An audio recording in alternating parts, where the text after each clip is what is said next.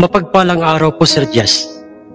At sa lahat ng mga nakikinig sa inyo pong channel na ito, mundo ng misteryo at kababalaghan. Sir Jess, narito na po ang pagpapatuloy ng aking kwentong inyo pong pinamagatang Ang Alagang Sisiw, Ang Alagang Talisaying Panabong.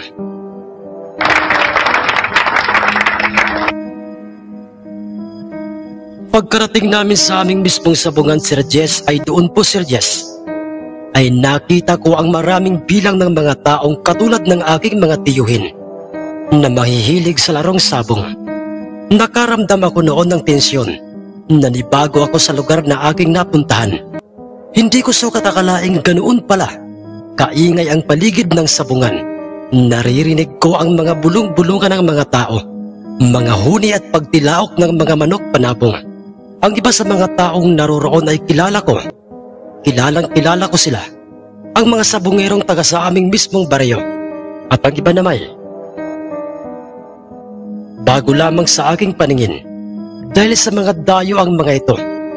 Nasa kamay na noon ni Angkol Bugoy ang kanyang pag-aaring bayong, kung saan ay nasa loob noon ang aking talisaying panabong. Ang aking manok panabong na nagmula sa isang pagiging sisiw at aking nakita sa gitnang bahagi ng pilapil o sa gitnang bahagi ng palayan, at inilihim ko sa aking mga tiyuhin ang kanyang dinanas sa kuko at pangil ng mga hayop na gustong lumapa sa kanya.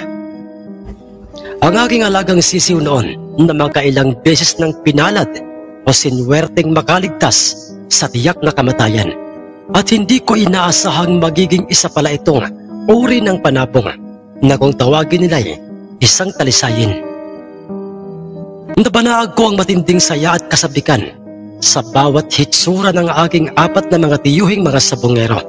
Nasasabik na ang mga itong maihanap ng makakaparehas o makakatunggali ang aking panabong. Ilang sandali pa'y nakita kong marahang ibinaba ni Angkol Bugoy ang kanyang bayong at buong ingat niyang inilalabas sa loob noon ang aking panabong. Ngumisi ito habang hinihimas niya ang mga balahibo nitong buhay na buhay. Ilang sandali pa'y lumapit sa aming kinaroroonan ang aming kababaryong. Sa pagkakakilala ko'y isang batikang magtatari at nagngangalang si Mang Reneng.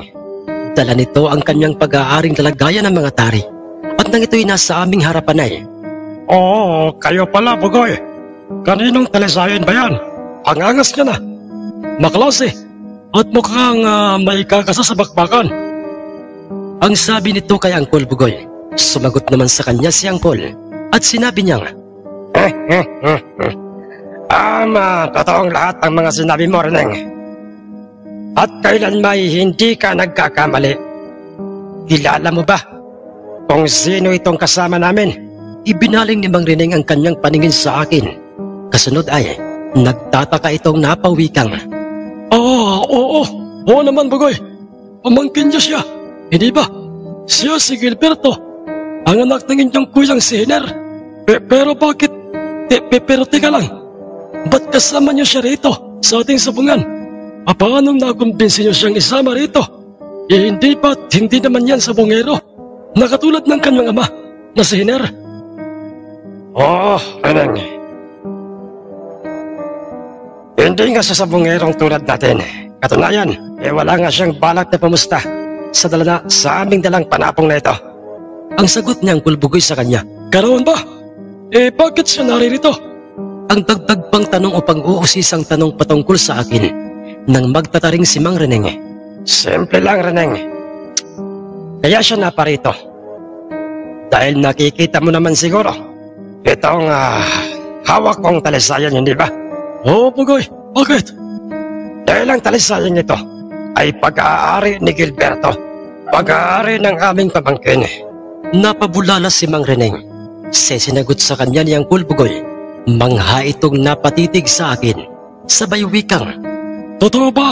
Abay, hindi ko sugat na kalaing marunong ka palang mag-alaga ng isang mataas na uring parapong iyo. Hindi naman po, Mang Reneng. Sa akin po yung talisayan, pero si Angkol Bugoy po ang nagturo sa akin kung papaano ko po yan alagaan ng wasto. Sagot ko nang may galang sa kanya. Mga ganoon ba iyo? Reneng, total naririto ka naman na sa aming harapan.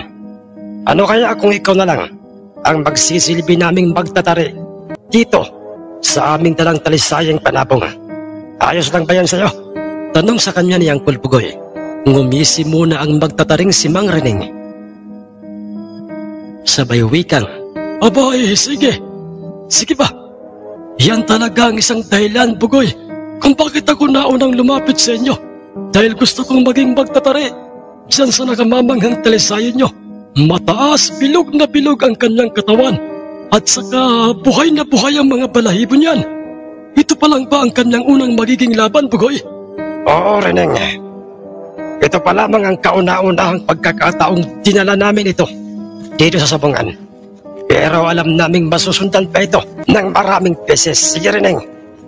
Ikaw na ang aming kukuning magtatari. Nga pala, anong balita? Kanina ka pa ba rito? Oo, Bugoy. Kanina pa ako rito. Ganoon ba?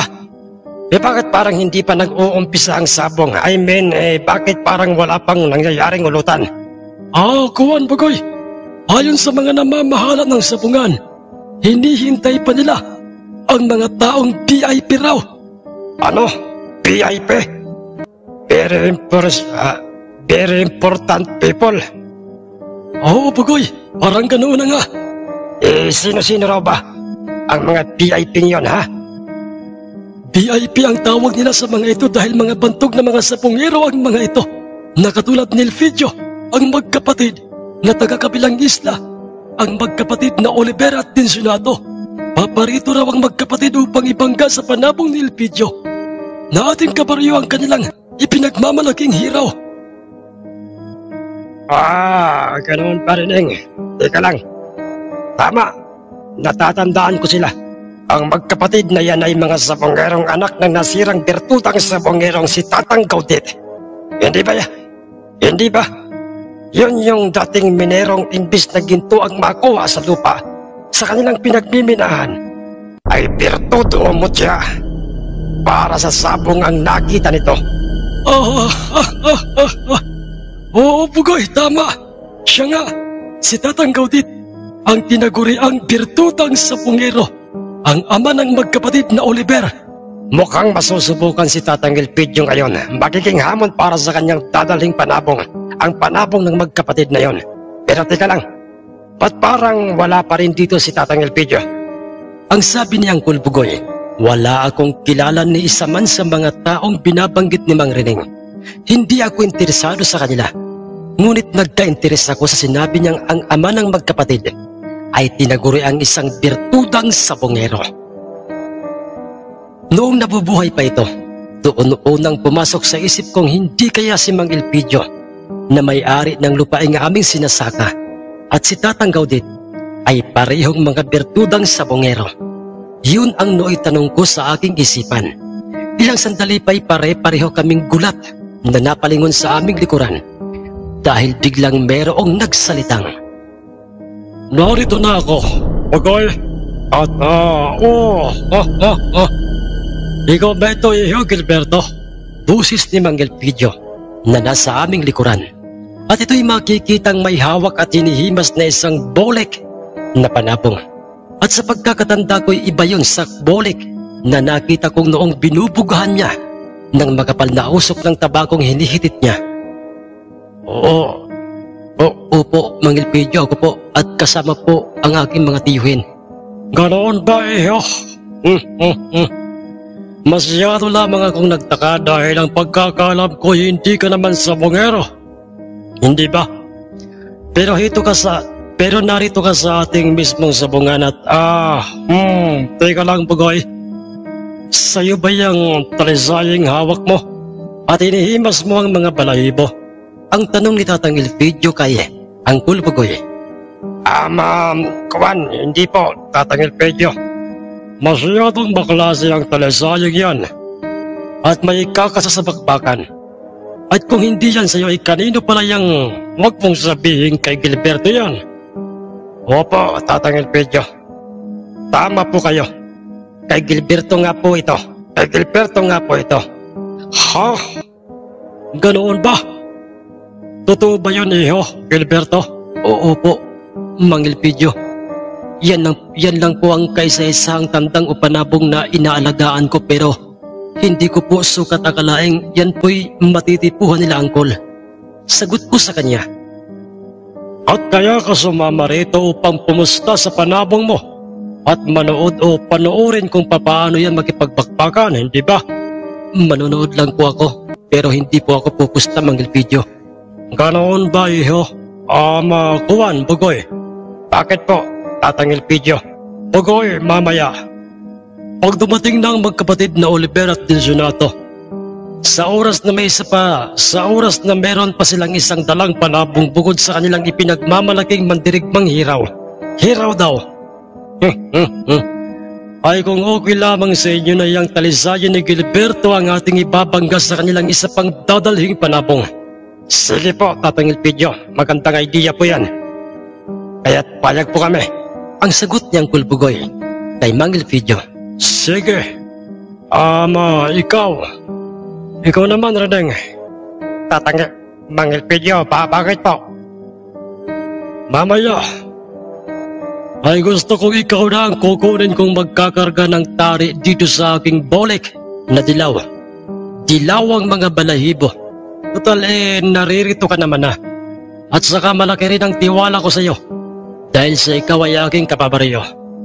Ay nako po, maraming salamat po, Tatang Elpidio. Karangalan po yun para sa akin. Nakunin niyo pong isang magtatari para po sa inyong panabong. Salamat rin sa iyo, Reneng. Naririto na sila. Naririto na ang magkapatid. Ang seryosong pagkakasabi ni Mang Elpidio kung saan ay makikita siyang nakatanaw sa malawak na palayan. Ilang sandali pa'y paunti-unti na kaming may nakikitang tatlong figura. Figura ng mga taong naglalakad at parang may labit na tigisang bayong ang dalawa sa mga ito. Hanggang sa ito'y papalapit na nga sa aming sabungan. At ito'y malinaw na nga naming naaaninag. Naaaninag na namin ang mga ito. Sila na ang magkapatid. Ayon kay Angkol Bugoy at Mang Reneng, at ang isa nilang kasama isang magtatari.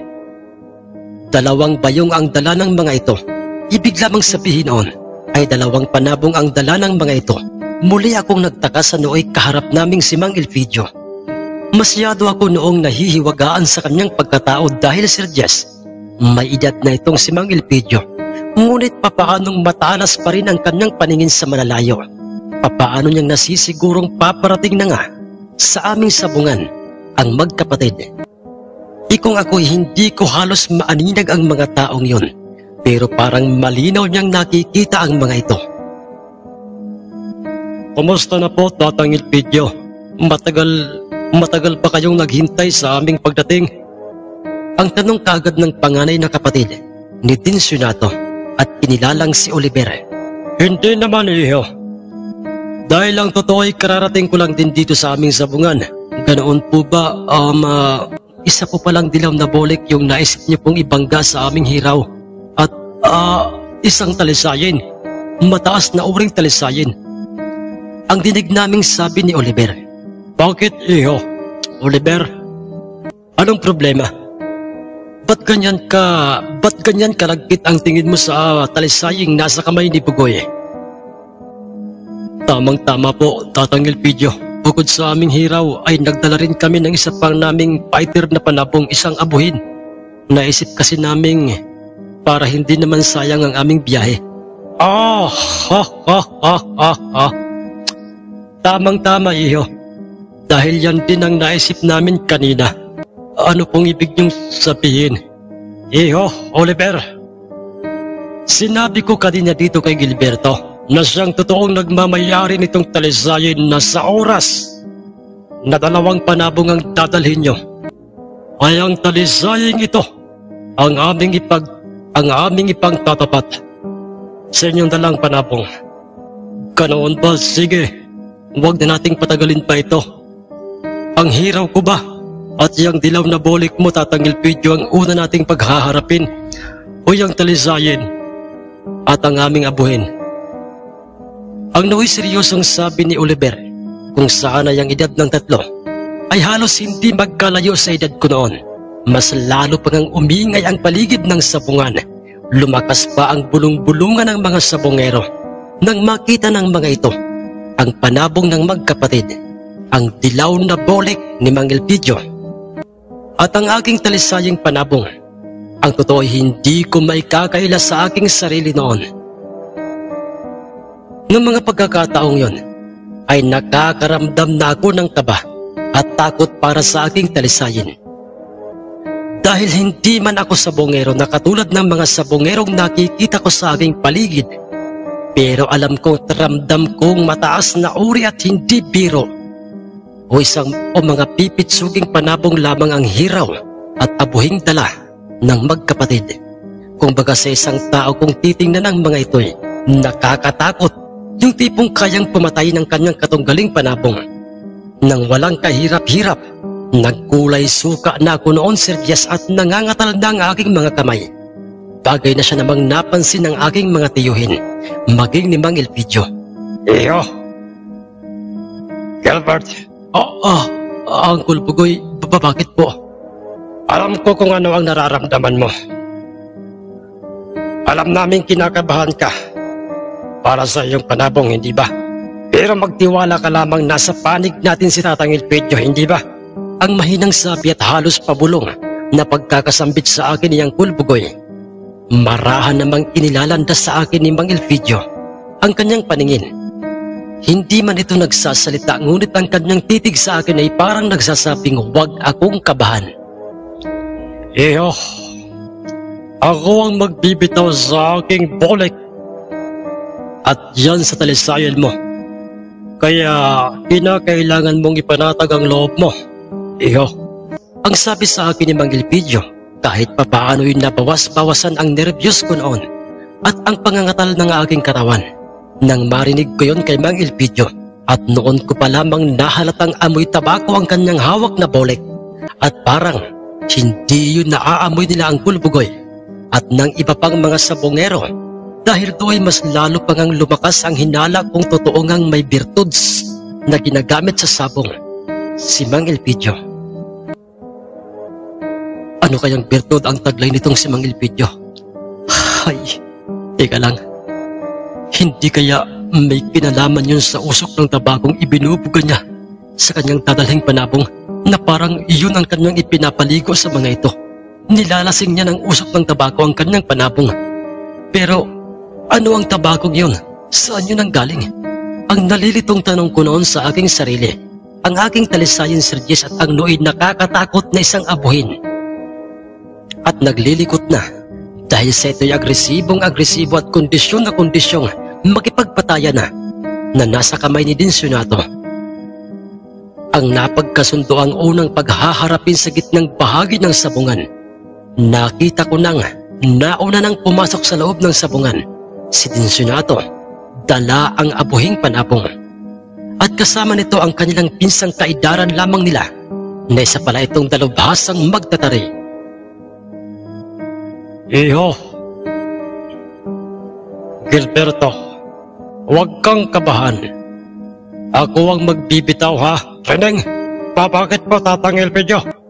Tara na, sa loob ng sabungan. Sige po. Pinilit kong maging kalmado at masyado kong pinagkatiwalaan ang mga sinabi ni Mang Elpidio. Seryoso ito. Habang binibigkas niya ang mga katagang yon, hawak na niya ang aking talisayin at kanya nang hinihimas ang mga balahibo nito. At magkasama na silang dalawa ng magtataring si Mang Reneng na naglakad patungong bunganga ng sabungan, samantalang ang kanyang dilaw na bolek ay pansamantalan niyang ipinagkatiwala na muna kay Uncle Bugoy. Palakas pa ng palakas ang mga bulong-bulungan ng mga sabongero sa paligid ng mga oras na yon. Ngunit malinaw sa aking pandinig na ang paulit-ulit ng mga itong binabanggit ay ang aking talisaying panabong. Manghang-mangha ang mga ito sa taas at laki ng aking talisayin. Inaamin ko sa aking sariling, ngayon pa lamang ako nakakita ng isang talisaying tulad nito.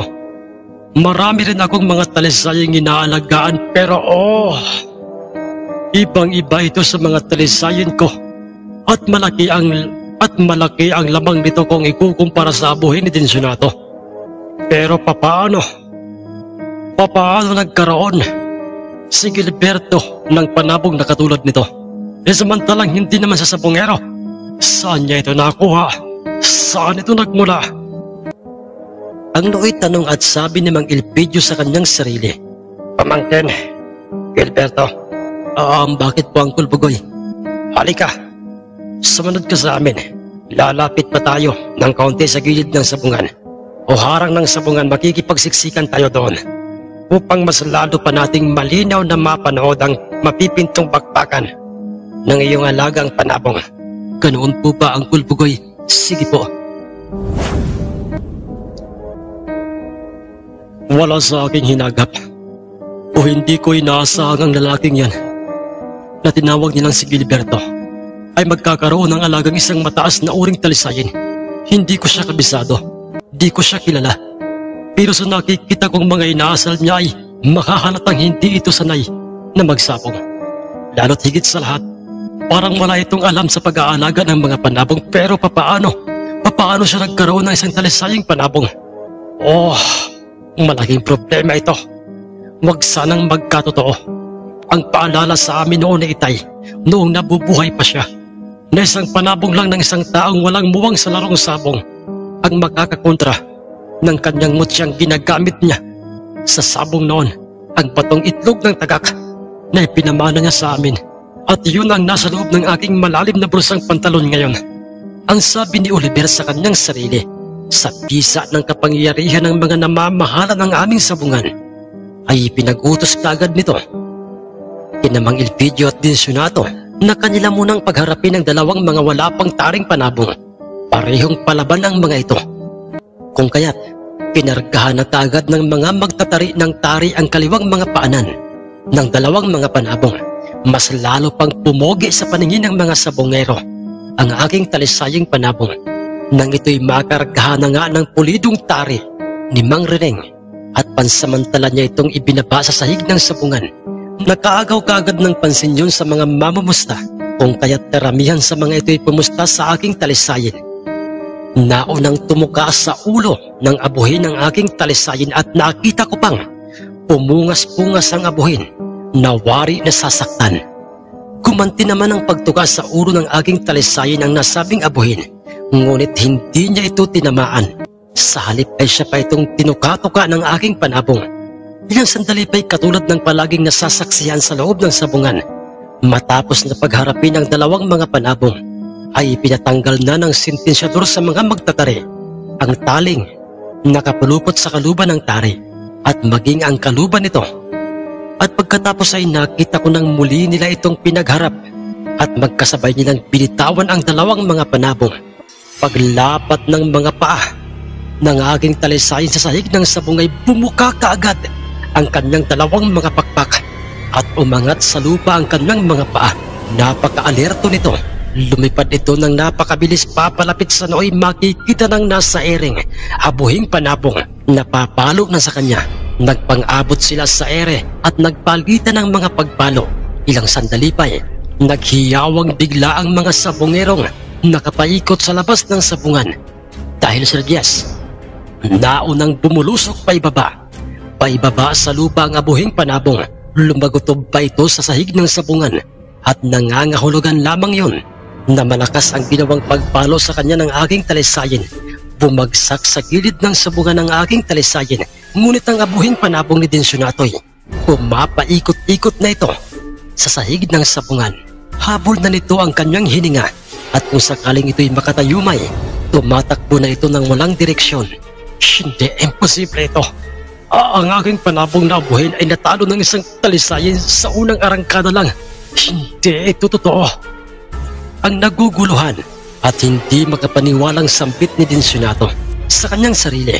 Hindi niya kayang papaniwalain ang kanyang sarili sa katotohanang natalo ng aking talisayin ng kanilang ibinibidang abuhin. Ngunit yun ay nilinaw sa kanya ng mismong sentensyador ng aming sabungan. Pinasag ng kargadang tari ng aking talisayin ang bungo o ulo ng kanyang panabong at kanyang winasak at binutas ng kanyang tari. ang kanyang tigmagkabilang kilikili na siyang kamamatyan ng isang panabong. Paktay na ang abuhin nang ito'y huminto sa mismong tapat ng kanyang dayuhang mga amo. Hindi ako noon makagalaw, Sir Jess, sa aking pinatatayuan. Nananatili akong tulala. Ng mga ilang segundo, hindi ako makapaniwalang ganoon kung makipagpakbaka ng aking talisayin. Wala itong tusok o hiwa ng tari sa kanyang katawan nang ito'y sinuri ng sentensyador ng sabungan. At maging ni isang balahibo nito'y ay wala kaming makikitang nakakalat sa loob ng sabungan. Naghiyawan ang mga mamamustang sumuporta sa pamamagitan ng kusta sa aking talisayin. At doon pa lamang ako noon bumalik sa aking wisyo nang marinig ko ang ingay sa paligid ng sabungan.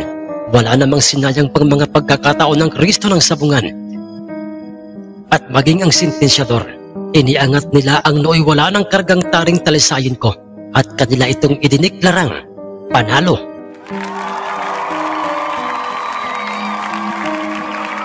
Nakita mo na yun, Pamangkin Gilberto. Diba? Sinabi ko naman sa'yo na magpapanalo ang panabong mo. Wow! Ha ha ha! Isipin mo yun, isang pag-arangkada lang ay tudas kaagad ang abuhin. Hindi man lang hinihingal o nahirapan ang talisayan mo. Ang masayang pagkakasabi sa akin niyang Kulbugoy. At banaag silang apat na aking mga tiyuhin ng matinding kasiyahan. Nalilito at nagtataka naman ang nooy nakikita ko sa mga hitsura ng tatlong magpipinsang sina Oliver. Masaya ako, iho. Gilberto, sa nakamamanghang paraan ng pagkikipaglaban ng iyong talisayan. Oh, eto, Bugoy, ang panabong ng iyong pamangkin. Ang sabi ni Mang Elpidio, iniabot rin niyang Kulbugoy kay Mang Elpidio ang kanyang dilaw na bolik at ang bihag na abuhin. Ay malinaw ko nang nakikitang nasa kamay na niyang Kulislaw at kanya na nga itong inaalisan ng mga balahibo. Tatang Elpidio. Oh, kaya pala mga iho. Ano, give na kayo sa susunod na bakbakan? Opo, Tatang Elpidio. Nakahanda na po kaming iharap sa inyo. Sa inyo pong dilaw na bolik. Sa inyo pong dilaw na bolik itong aming hiraw. Ganoon ba siya? Sige, Reneng, tayo nang muli. Tayo nang muling pumasok sa loob ng sabungan. Ang sabi ni Mang Elpidio na siya namang sinunod kagad ni Mang Reneng. Magkasama na nga silang dalawang naon nang pumasok sa loob ng sabungan. Dala ni Mang Elpidio ang dilaw na bulik. Samantalang, Kuya Oliver, itutuloy pa rin ba nating ibangga sa dilaw na bulik ni Tatang Elpidio ang ating hiraw na kahit pa'y ang nooy nagdadalawang isip ng tanong ni Densyonato sa kanyang Kuya Oliver. Oo, Tol. Itutuloy pa rin natin ang laban ng ating hiraw na kahit pa'y wala nang bisa ang ating dalang mutya.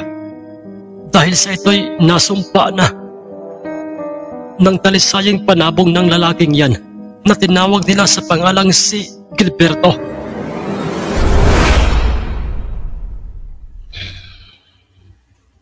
Muli po, pansamantala ko pong pinuputol mga kamundo ang ikatlong tagpo. Ang ikatatlong tagpo ng kwentong ito. Abangan niyo po ang karugtong ng kwentong ito. Maraming salamat po sa inyong ginawang pakikinig. Magandang araw po o gabi sa inyong lahat.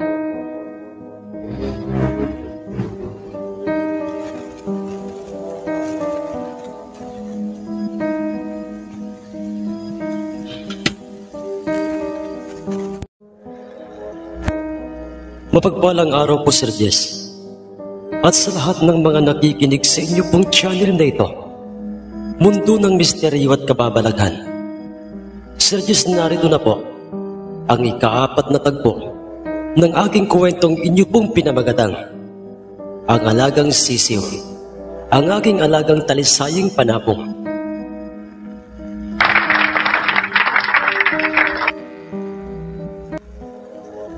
At nang makapasok na nga sa loob ng sabungan si Oliver, kasama ang kanilang pinsang magtatari, at si Mang Elpidio at si Mang Reneng, sa ikalawang pagkakataon, dala ang kanilang mga itinuturing nilang mga mandirigmang mga panabong, ay muli kong narinig ang mga bulong-bulungan ng mga sabongero at mga mamumusta sa paligid ng sabungan.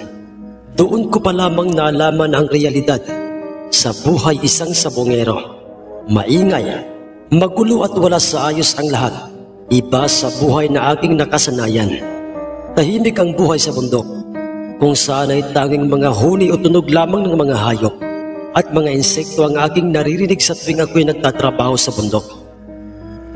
Ilang sandali pa'y nasaksihan pong muli sa kung papaanong pinagharap na ni Oliver at Mang Elpidio ang dilaw na bulik at ang hiraw na panabong ni Oliver. Parehong gumanti ng pagtuka ang mga ito sa bawat isa. Ibig lamang sabihin oy, parehong kondisyon ang mga ito sa napipintong bakbakan nila. Kasunod ay pinag-utos na nga ng sentensyador ng sabungan sa kanilang dalawa o sa mga magtatari na kargahan na ng tari ang kaliwang paanan ng dalawang mga panabong.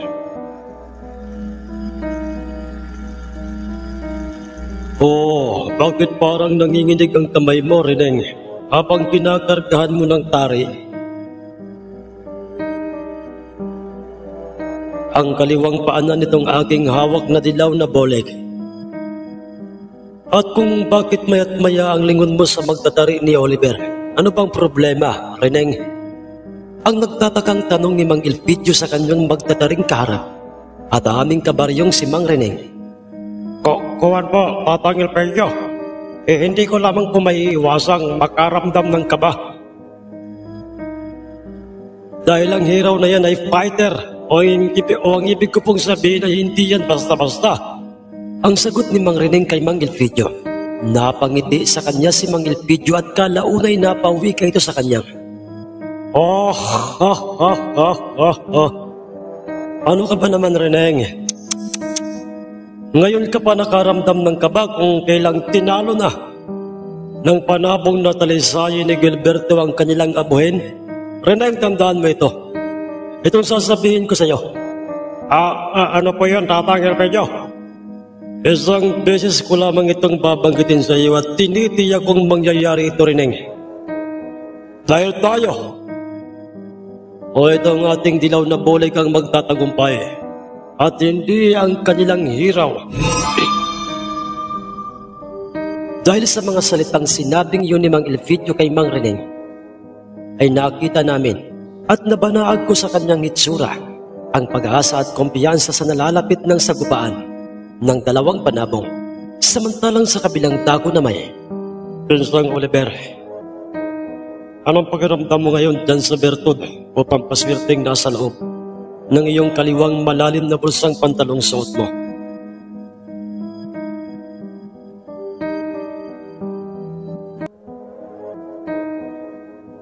Ang nooy seryosong pagkakatanong ng pinsang magtatari ni Oliver. Napabuntong hininga muna ng malalim itong si Oliver bago siya nito sinagot ng mga katagang. Wala, pinsan. Anong ibig mong sabihin wala, Pinsang Oliver? Aminin ko, pinsan. Kanina, bago magsimula ang laban ng ating natalong abuhin sa talisayang panabong ni Gilberto, ay ramdam ko na ang init ng bertud na ipinamana sa amin ni Itay Gaudit. Ni Itay Gaudit. Pero nang matalo ng panabong ni Gilberto ang ating abuhin ay wala na. Pinsan. Wala na akong init ni katiting na nararamdaman sa itlog ng tagak na ito. Ang nooy matamlay na pagkakasabi ni Oliver sa kanyang pinsang magtatari. Kung ganoon, Pinsang Oliver, ibig pong sabihin ito oo, pinsan. Isa na lamang itong ordinaryong bertud. Isang bertud na wala ng bisa at wala ng katiyakan pang magpapanalo. Magpapanalo pa ba o mananalo pa ba ang ating hiraw na ito sa dilaw na bulik ni Mang Elpidio? Lalo pat hindi ordinaryong sabongero lamang ito. Isa itong bantog at usap-usapang bertudang sabongero na katulad ni Itay Gaudit noon. Himala at swerte na lang ang ating pag-asa ngayon, pinsan. Ang sabi ni Oliver sa kanyang pinsan at pagkatapos noon nang matapos ng makumpleto ng Kristo at iba pang mga namamahala ng sabungan, ang mga perang pusta para sa dalawang mga panabong ay pinagutos na nga sa kanilang dalawa ng sentensyador na sila'y magharap na sa gitnang bahagi ng sabungan. Si Mang Elpidio at si Oliver. Dala ang kani-kanilang mga panabong na nooy makikita ng pareho ng may mga kargadang tari sa kanilang kaliwang mga paanan. Sa ikalawang pagkakatao'y muling ipinag-utos ng sentensyador kina Mang Elpidio at Oliver na pagharapin at karihuing muli ang kanilang mga panabong. At yun ang naging dahilan upang mag-ingay ang mga taong nasa paligid ng sabungan. Lahat ng mga ito'y nasasabik na masaksihan ang pakpakan ng dilaw na bolik at ng hiraw. Nakita ko sa kung papaanong nagpungas-pungas ang hiraw matapos nitong makatanggap ng malakas na pagtuka sa kanyang ulo. Galing sa dilaw na bolik ni Mang Elpidio, kumanti rin ito ng pagtuka sa mismong ulo ng bolik nang ito'y binigyan nila ng pagkakataon. Ngunit hindi yun ininda ng bolik. At pagkatapos noon, sa hudyat ng sentensyador, ay magkasabay na nga nila itong tinanggalan ng mga kaluban at magkasabay ring ibinabat binitawan sa lupang sahig ng sabungan. Nakabibinging katahimikan sa loob at labas ng sabungan ang nooy aking naririnig at nasasaksihan. Pumusturang parang aatake o papasugod sa dilaw na bolik sa tiyas ni Mang Elpidio ang hiraw, samantalang ang bolik ay nakatayo lamang ito. Nakatayo lamang itong brusko, hindi gumagalaw, kalmado, ngunit mariin niyang pinakikiramdaman ang nasa kanyang harapang hiraw. Nang walang ano-ano'y tumalong bigla ng napakataas ng hiraw. Hinabol naman kaagad siya ng tingin ng bolik. Pumulusot pa ibaba. Papalapit sa dilaw na bolik ni Mang Elpidio ang hiraw at pinalo niya ng napakalakas ang bolik. Talasik palayo ang bolik ngunit nagawa kaagad nitong makatayo. Pumukang bigla ang pakpak ng bolik at sinalubong nito ang nooy makikita ng papasugod. Papasugod ng muli sa kanyang hiraw. Otomatiko silang nagpalitan ng mga pagpalo. Hiyawan ang mga taong nasa paligid ng sabungan, kabilang na nga ako at ang aking 4 na mga tiyuhin. Parehong mabilis, parehong malakas at parehong porsigido ang mga itong maipagtagumpay. Ang lapang naumpisahan, ilang sandali pa'y nakita ng lahat sa kung papaanong tumilapon sa gilid o harang ng sabungan ang nasabing hiraw. Pagbagsak nito sa lupa'y nagimbal ang lahat dahil hindi na nito maibalansi pa ang kanyang mga paa. Nahihirapan na itong tumayo dahil pilay na ang kanyang kaliwang paa na mayroong kargadang tari. Lumipad papalapit sa kanya ang bolik at pinagpapalo na siya ng bolik hanggang sa ito'y matudas. Panalo si Radyes ang bolik, ang dilaw na bolik ni Mang Elpidio. Ang kanyang bolik na walang ni isa mang tusok o hiwa ng tari na makikita sa kanya ang sentensyador. Nakabibinging hiyawan ang nooy naririnig ko sa mga sabungero at mamumustang pumusta sa dilaw na bolik ni Mang Elpidio. Paano yan, Tensionato at Oliver? Natalo ang inyong mga panabong pero bilib ako sa inyong dalawa dahil natalo man kayo pero hindi ko makita ang galit o inis o pagkaingit sa inyong mga itsura. Ang dinig kong sabi ni Mang Elpidio sa kanilang tatlo nang sila'y nasa labas na ng sabungan. Sumagot naman kaagad sa kanya si Oliver at sinabi niyang, "Yan po kasi ang sinabi sa amin o ipinaalala sa amin noon ni Itay Gaudit noong nabubuhay pa siya, na kung sakaling dumating man ang mga gantong mga pagkakataon na ikinakailangan naming tanggapin ng bukal sa aming kalooban. Tatang Elpidio, ang aming pagkatalo. Yang mga ganyang ugali, mga ihiyo ang gusto ko. O hinahanap ko sa isang sabongero. Papaano, mga iho? Babalik na kami sa aming mga kani-kanyang mga tahanan pero kung may oras pa kayo, total maaga pa naman, baka gusto nyong sumama sa amin na mag-inuman tayo doon sa aking mismong bahay." Ang nooy anyaya ni Mang Elpidio sa kanilang tatlo. Nagkatitigan muna ang mga ito. Saka nagpasyang, "Sige po, Tatang Elpidio." Ang sagot ni Oliver, "Sige. At Bugoy, kayong 4 na magkakapatid, Reneng at Iho Gilberto. Total parehong nanalo ang ating digisang panabong. Ano kaya kung makijaming ka na rin sa amin Sa inuman, ang sabi ni Mang Elpidio, matagal ako noon, Sir Jess, bago nakasagot. Dahil katulad po ng pagpapakilala ko po sa inyo. Sa umpisa pa lamang nitong aking kwento, katulad ni Tayhiner, hindi ako natutong uminom ng alak, lalo na ang uminom ng sobra. Kung kaya't nakakahiyaman pong sabihin ito, Mang Elpidio. Pero pasensya na po. Hindi po ako makakasama sa inyo. Ang sabi ko sa kanya, ngunit akala ko noong mga pagkakataong yon ay hindi nila ako makukumbinsi o mapipilit na sumama sa kanila upang makajamming sa inuman. Pero nagkakamali ako dahil ano ka ba naman Damangkin, Gilberto? Ang tatayhiner mo, umiinom rin naman yun eh. Pati yung biyanan mong si Bineng, silang dalawa lamang di ba? Ang palaging magkaharap sa inuman. Ang dinig kong sabi sa akin ni Uncle Bugoy, opo Uncle. Pero hindi naman po sila nagpapakalasing. O yung sagad ba? Sagot ko sa kanya, yun naman pala eh. Eh di, yun din ang gawin mo. Uminom ka mamaya, kasama namin si Tatang Elpidio at ang tatlong sina Oliver. Uminom ka kahit kaunti lang. Total eh, kasama mo naman kami. At saka ay yung biyag na abuhin sa'yo na yon.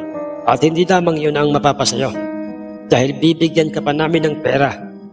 Ang dagdag pang sabi sa akin ni Uncle Bugoy, ano pong ibig niyong sabihin, Uncle?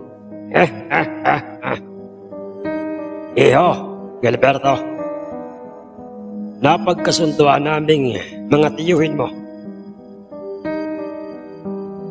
Nabibigyan ka rin namin ng pera doon sa pirang naipanalo ng iyong talisayin at sa dilaw na bulik ng Tatang Elpidio. Para naman ay hindi ka maging logi at saka hindi ka naman iba sa amin. Anak ka ng aming nakatatandang kuya na si Kuya Hiner. Ano tayo na iho? Hindi lamang po Sir Jess sina Uncle Bugoy ang kumumbinsi sa aking makidyamin sa kanilang pinaplanong inuman, kundi ay maging sina Oliver. Dahil, sige na kaibigan Gilberto, kami nga malayo pa ang aming uuwian. Sasakay pa kami ng bangkang di motor bago makarating sa amin. Pero dahil sa paanyaya ni Tatang Elpidio, napagkasunduan naming pagbigyan siya na kahit ba'y natalo ang aming dalawang mga panabong. Ikaw pa kaya, kaibigan, na taga rito ka mismo sa baryong ito at saka gusto ka rin naming makadyaming sa inuman bilang isang bagong kaibigan. Dahil sa mga sinabing yun sa akin ni Oliver, kung kaya't nakapagpasya na akong sumama sa kanilang pinaplanong inuman. Sige, pero hindi ako magtatagal. Sa harapan ng inuman, sisibat rin ako agad. Kasi, pasensya na, may pamilya pa kasi akong uuwian at naghihintay sa akin. Ang sabi ko sa kanila, ngunit, sige kaibigan Gilberto, ang mahalaga ay nasa harap ka naming ipagdiriwang saka pare-pang pagkapanalo niyang hawak mong talisayin at saka pare-pareho naman tayong may pamilyang uuwian. Pamilyado rin kaming tatlo kaibigan Gilberto. Ang dinig kong sabi ni Oliver, kung kaya't ganoon ba kaibigang Oliver? Sige. Nagpatuloy ang ulutan at sabong sa aming mismong baryo pero kami nila Uncle at ng tatlong sina Oliver ay magkakasama na nga naming nilisan ang sabungan sa malawak at magandang terasa ni Mang Elpidio. Ay doon kami nagharap-harap sa inuman. Naglabas ng 2 boteng mamahaling pulang alak si Mang Elpidio at pulutang ginataang tulingan. At yun ang aming pinagharap-harapan sa inuman. Ganap ng mga 4:00 ng hapon ang oras ng mga pagkakataong yon. At ang aking talisayang panabong ay pansamantalang ikinulong ni Mang Elpidio sa kanyang bakanting kulungan para sa kanyang mga panabong. Sa umpisa pa lamang ng inuman, unang tagay ko ramdam ko na kaagad ang pag-init ng aking katawan. Medyo nahilo kaagad ako noon, Sir Jess. Normal naman siguro yon sa isang katulad kong hindi sanay na uminom ng alak. Lalo pat, katulad ng mamahaling alak na inilabas ni Mang Elpidio. Sa inumay narinig ko ang usapan nila Mang Elpidio at Oliver. Iyo. Oliver, sa inyong tatlo, may nais lang sana akong itanong sa inyo. Ang dinig kong tanong ni Mang Elpidio, ano po yun Tatang Elpidio? Pabalik tanong naman sa kanya ni Oliver. Kuwan mga iyo. Alam kong medyo personal itong itatanong ko sa inyo kaya't ngayon pa lamang ay uunahan ko na kaagad kayo. Gusto ko nang humingi ng pasensya sa inyo at nasa sa inyo pa rin ang pagpapasya. Kung ito ba ay sasagutin nyo o hindi, irerespeto namin yon. Ang paliwanag pa ni Mang Elpidio, wala pong magiging problema, Tatang Elpidio. Nakahanda po kaming makinig at mas lalong nakahanda na po akong sumagot sa kung anuman po ang katanungan mo.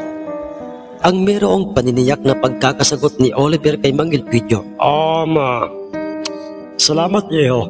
Juana, gaano nga ba totoo ang mga usap-usapan noon na noon ko pa naririnig patungkol sa inyong amang si Tatang Gaudit? Gaano katotoo na siya'y merong birtud nang ito'y nabubuhay pa kaya siya ay tinawag ng mga sabongero noong kapanahunan niyang isang birtudang sabongero? At totoo pang nang pumanaw siya ay sa inyo na kanyang mga anak, ipinamana niya ang kanyang birtud. Natahimik ang tatlo at nagkatitigan ang mga ito sa isa't isa. Nahalata ko kaagad ang gulat sa itsura ng mga ito dahil hindi nila inaasahang yun ang importanteng itatanong sa kanila ni Mang Elpidio. At katulad nila, maging kami man, nila ang Kulbugoy at nang magtataring si Mang Reneng, ay nagulat rin kami sa mga katanungang iyon ni Mang Elpidio. Ngunit bilang pagrespeto sa kanila, mas ninais na lamang namin noon nila Angkol ang tumahimik at maghintay sa kung ano ang isasagot ni Oliver kay Mang Elpidio. At do'y isang hindi kapani-paniwalang misteryo o hiwaga ng mundo ang hindi namin inaasahang maririnig at aming makikita. Dahil, Tatang Elpidio, ang lahat ng mga usap-usapan o mga kwentong narinig nyo patungkol po kay Tay Gaudit na isang birtudang sabongero ay totoo po at walang halong kasinungalingan. Hindi po yun kwento lamang. Ganoon ba iyo? Opo, Tatang Elpidio. Hindi na kami magpapaligoy-ligoy pa. Ayaw na naming ilihim pa ito. Ang katotohanan ang aming mismong amang sabongero at isang minero noong kalakasan pa niya ay totoong nakakita ng isang birtud. Sa halip ng mga ginto ang kanyang makita ay isang itlog ng tagak, isang itlog na naging kasing tigas ng bato. Dagdag pang paliwanag o revelasyon ni Oliver. Dahilan upang, pero mga iho, may kalakihan ng itlog ng tagak. Paano niya ito madadala sa isang sapungan? Di ba makakalata ka agad yun ng mga sapungero o mga mamumusta? Ang nooy nagtatakang tanong pa ni Mang Elpidio habang tuloy-tuloy ang ikot ng tagay. Hindi po, Tatang Elpidio. Ang itlog ng tagak ay hindi ordinaryo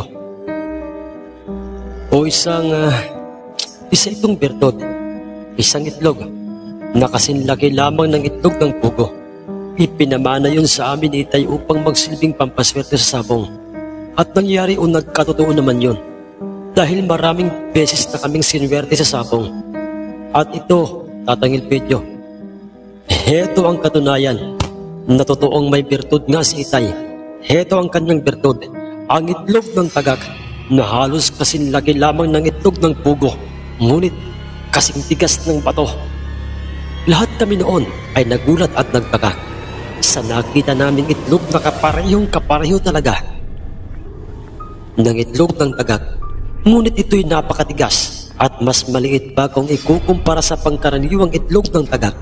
At dahil doon, hindi na nga napigilan pa niyang Kulbugoy na magsalita at umusyoso dahil kawanti ka lamang, mawalang galang na po, Tatang Elpidio at iho, Oliver.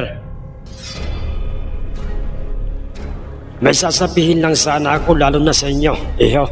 Ano po yun, Tatang? Ang tanong ni Oliver kay ang Kulbugoy. Juan, hindi ba't ang pagkakalam ko ang isang mutya o isang birtud ay hindi raw ito maaaring ipagsabi, ikwento sa iba at ito'y dapat ay pinananatiling lihim? Bakit nyo ito'y kinikwento at ipinapakita pa sa amin, iho? Hindi ka ba nag-aalala o natatakot, iho, na baka yan ay mawala ng bisa? Sinagot naman kagad ni Oliver ang tanong na yun niyang Kulbugoy. At sinabi nitong, alam naming lahat ng iyan, Tatang. Dahil bago ito ipinamana sa amin ni Itay, ay maraming beses niya kaming pinaalalahanan na wag itong ipagsasabi, lalo na nga ang ipakita sa iba, upang ito'y wag mawala ng bisa. Pero dumating na ang pagkakataon at nangyari na ang kinatatakutan namin. Ang dinig naming seryosong sabi ni Oliver, Bakit? Bakit, Iho? Ano ba yan? ang may pag-uusisang tanong ni Uncle Bugoy, dahil nakontra na kanina pa doon sa inyong sabungan ang bisa nitong bertud na ito. Ano? Pero paano? At bakit mo nasabi yan? Sigurado ka pa sa mga sinasabi mong yan, Iho? Ang tanong ni Uncle Bugoy. Opo, Tatang. Dahil ayon kay Tay Gaudit noon, ang manok panabong lamang na pagmamay-ari ng isang hindi naman talaga sapungerong katulad ni Gilberto ang makakasumpa sa bertud na ito o sa bertud na yan, at wala nang bisa pa ang bertud na ito. Aminado ako noon, Sir Jess, sa aking sariling nabigla ako at halos hindi ko paniwalaan ang mga sinabing yun ni Oliver, na ako at ang aking talisayang panabong ang naging rason upang mapawalang saysay ang bisa ng matagal nang iniingatang bertud ng kanilang pamilya. Ngunit alam kong ikaw ay nagtataka at nalilito ngayon, Iho Gilberto, hindi ba? ang tanong sa akin ni Mang Elpidio. Opo, Mang Elpidio. Paano pong ang aking talisayin ang dahilan upang masumpa ang kanilang sinasabing mutya o bertud? Alam kong hindi ka maniniwala sa aking sasabihin sa iyo, Iho. Lalo't hindi ka naman talaga totoong sapongero na katulad namin. Pero Iho, ang bertud anting umutya, kung tawagin, ay may kani-kaniyang pinagmulan. Ang iba'y makikita sa ilalim ng karagatan at ang iba'y sa kabundukan. Ang iba'y nagmula sa mga parte ng mga hayop o katawan ng mga hayop. Ang lahat ng mga yan ay may kani-kanyang mga bisa. May umpisa at may hangganan. Marahil ay tama ang sinabi kanina nitong si Oliver. Dumating na nga ang hangganan ng kanilang iniingatang mutya. At ang panabong mo na isang talisayin ng kumontra noon. Ang paliwanag pa sa akin ni Mang Elpidio, do'y unti-unti kong nauunawaan ang lahat. Pero ang hindi nila alam ay meron pang gumugulo sa aking isip. At yun ay kung bakit ganoon kalupit, ganoon kaastig at makipagbakbakan ng aking talisayin. Papaano ito nagkaroon ng mga ganoong kakayahan? Isamantalang hindi ko naman ito iniinsayo na katulad ng mga nakikita kong ginagawa ng mga sabungero sa kanilang mga panabong. Ang aking talisayang panabong na sa tingin ko'y kayang-kaya nitong makipagbakbakan sa anuman o alinmang mga panabong ni Mang Elpidio. Nasabi ko yun sa aking sarili base na rin sa mga nakita ko sa kanyang laban sa buhin ng magkapatid na Oliver. Yun ang nooy paulit-ulit na laman ng aking isip hanggang sa ilang sandali pa. Ano, Iho? Kaya mo pa bang tumagay? Sabihin mo lang kung hindi mo na kaya. Tansyahin mo ang sarili mo. Naitatanong ko yan dahil alam kong hindi ka naman talagang manginginom. At saka, isa pa, medyo matapang-tapang itong alak na ito kaysa sa isang ordinaryong nabibiling alak lang. Naipaling nilang lahat ang kanilang mga paningin sa aking kinauupuan nang marinig nilang lahat ang mga tanong sa akin ni Mang Elpidio. Kuwan po, Mang Elpidio, isang taga niya lang po ako. At ako po'y magpapaalam na po sa inyo. Ang sagot ko at yun nga ang aking ginawa. Pagkatapos kong tumagay ng isa pang tagay, ay tumayo na ako at magpapaalam na sa kanila. Ngunit, pamangkin, di ka lamang, ihatid na kita. Ang pigil sa akin niyang kulbugoy na siya namang dinig kong sinang-ayunang kaagad ng tatlo ko pang mga tiyuhin. Ngunit, wag na po ang call, hindi naman po ako masyadong nalasing. Kaya ko pa pong maglakad. Sigurado ka ba, Iho? Sige. Ika lang, heto ang perang pinangako naming mga tiyuhin mo na ibibigay namin sa iyo at Otol, Islaw. Ibigay mo kay Gilberto sa ating pamangkin, yang pihag na buhin. Talagang para sa kanya yan. Tinanggap ko ang kanilang ibinigay sa akin dahil para sa akin yun ay premyo ng aking talisayin.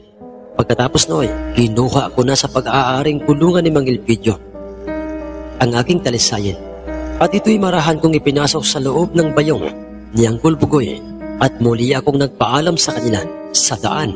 Pabalik sa aming tahan ay ramdam kong medyo nahihilo na ako noon dahil sa alak, ngunit ang hindi ko alam, ang iniwanan kong inumay. Ako pala ang kanilang naging paksa sa inuman. Ako at ang aking talisaying panabong.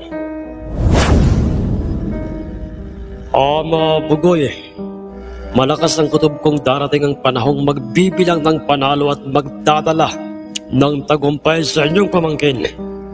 Ang kanyang alagang talisayang yon. Ang seryosong sabi ni Mang Elpidio, bagay na siya namang sinang-ayunan ni Oliver at ng kanyang kasama. Totoo po yan, Tatang Elpidio. Dahil unang tingin o pilates ko pa lang sa kanyang talisayin, ay nasabi ko na sa aking sariling makikilala ito ng mga sabongerong tulad natin. Ang sabi naman ni Oliver, ngunit, iyong tinang nasa isip ko at paulit-ulit kong sinabi sa aking pamangkin, pero... Ang sagot ni Angkol Bugoy, pero ano Bugoy? Tanong sa kanya ni Mang Elpidio. Pero mukhang malapong mangyari yon dahil kilala ko si Gilberto. Isa siyang maprinsipyong tao.